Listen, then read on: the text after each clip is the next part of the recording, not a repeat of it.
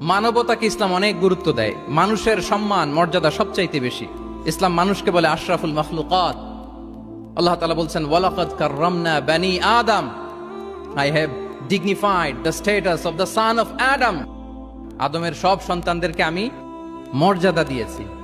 তিনি বলেননি যে আমি মুমিনদেরকে শুধু মর্যাদা দিয়েছি, শুধু মুসলিমদের মর্যাদা দিয়েছি, কেবলমাত্র মুসল্লিদেরকে মর্যাদা দিয়েছি, এমন তিনি বলেননি। ওয়ালাকাদ কাররামনা বানি আদম, গোটা বনি আদমকে, মুসলিম অমুসলিম নির্বিশেষে সব বনি আদমকে আমি সম্মানিত করেছি। আল্লাহু আকবার। এভাবে ইসলাম মানবতার কথা বলে এবং মানুষের জন্য যে কাজ করে ইসলাম তাকে শ্রেষ্ঠ মানুষ বলেছে। খায়রুন নাস আনফাউহুম লিন-নাস, মানুষের মধ্যে শ্রেষ্ঠ সে মানুষ যে অন্যের কাজে লাগে, যে মানবতার উপকারে আসে, সে শ্রেষ্ঠ মানুষ। এভাবে ইসলাম মানবতার জয়গান গেয়েছে। আল্লাহ রাসূল সাল্লাল্লাহু আলাইহি ওয়া আলিহি ওয়াসাল্লামের সামনে দিয়ে একবার একটা লাশ যাচ্ছিল। তিনি সাহাবাদেরকে নিয়ে বসেছিলেন। হঠাৎ ওই লাশ দেখে রাসূল সাল্লাল্লাহু আলাইহি ওয়াসাল্লাম দাঁড়িয়ে গেলেন। সাহাবারা বললেন, ইয়া রাসূলুল্লাহ ইন্নাহু ইয়াহুদি, এটা ইহুদির লাশ। কার লাশ? জুইশ, ইহুদির লাশ।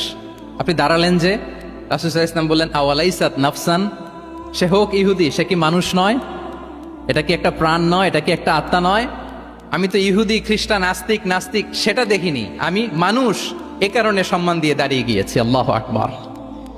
তাহলে ইসলাম হচ্ছে দ্য রিলিজিয়ন অফ হিউম্যানিটি, মানবতার ধর্ম। যারা আমাদেরকে মানবাধিকার শিখায়, যারা মানবতার কথা বলতে যায় আমাদের কাছে এসে, তাদের খুব ভালো করে এগুলো জেনে নেওয়া উচিত যে ১৫০০ বছর আগে ইসলাম যেভাবে মানবতাকে উচ্চে তুলে ধরেছে, মানুষের মর্যাদাকে সবচেয়ে উপরে তুলে ধরেছে, মানুষকে আশরাফুল মাখলুকাত বলেছে, নতুন করে মানবতা তাদের কাছ থেকে আমাদের শেখা লাগবে না।